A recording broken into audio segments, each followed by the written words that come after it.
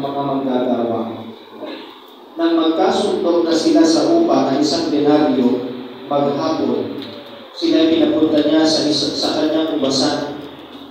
Lumabas siya muli nang mag-iikasan ng umaga at nakakita siya ng iba pang tatayo-tayo lamang sa liwas ng bayan.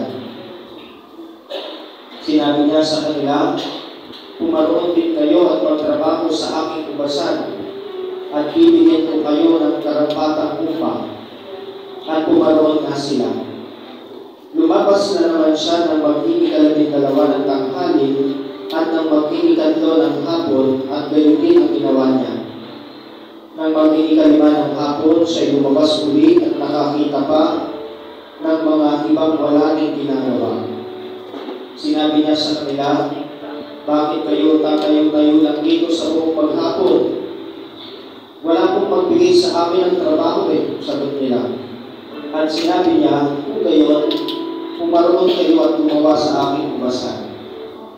Pagtatakip-silim, sinabi ng may-ari ng ubasan sa kanyang katiwala, "Tawagin mo na ang mga manggagawa at sila ay upahan, magmula sa huli hanggang sa unang nagtrabaho." Ang mga nagsimula ng mag-15 ng hapon ay tumanggap ng tigil 1 denaryo. At nang lumapit ang mga nauna, inakala nilang tatanggap sila ng higit doon.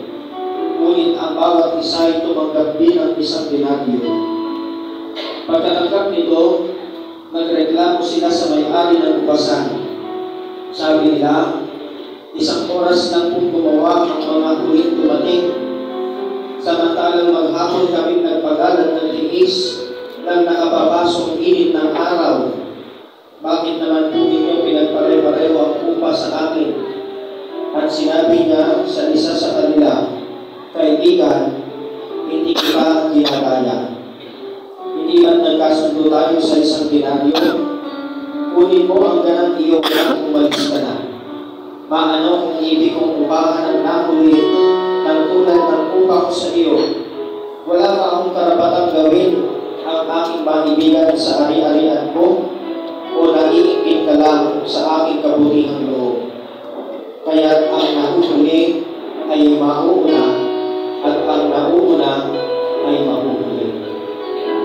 Mga kapatid, ito po ang mabuting balita ng ating